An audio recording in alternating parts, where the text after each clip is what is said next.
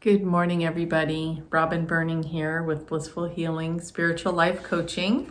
And we're on day 61, page 160 of our spiritual playbook. Wow, I can't believe we're this far ahead. So today is, I will look at the weather and the situations around me and remember that I am not alone.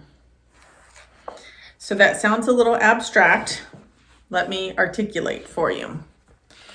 So looking at the weather, Linda is referring here to basically the sun always shines, whether we see it or not. So there might be a very rainy, cloudy day where we're not seeing the sun shine, but we know that it's there without fail.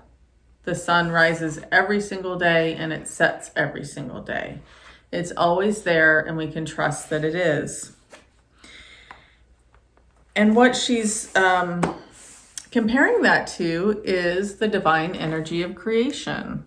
Your higher power, God, whatever you call it for you, is always there with love and understanding and support.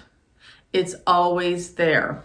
So what she's asking us to do is kind of that analogy of looking at the weather and thinking about it, about our higher power in that way, that knowing that it's always there to support us in what we're doing.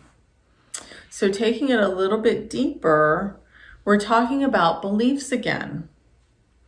And sometimes people don't want to look at their past because it might just be too painful.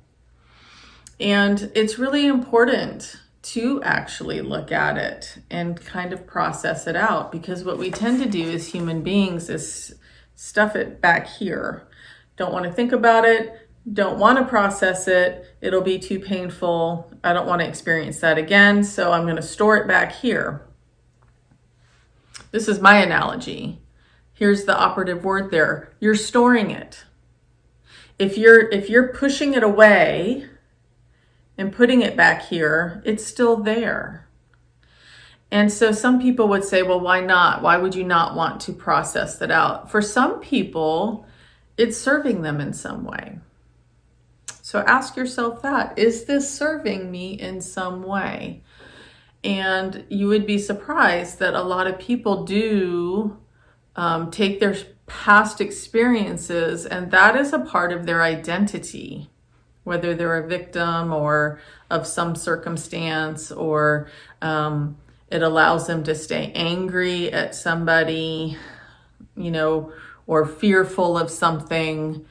So it's a part of who they are. So it's still serving them in some way. And what Linda's teaching here, and what I've known to come true in my life, is that when you embrace something and you have this acceptance of it was an experience that I had, but it doesn't identify who I am, then you're not pushing it away anymore. It just becomes unimportant.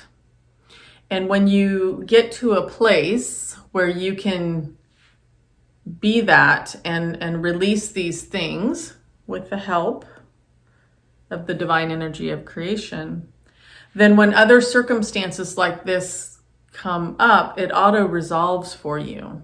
Those triggers, those blocks, those fears no longer exist because you've experienced it, you've processed it, you've let it go because you are supported.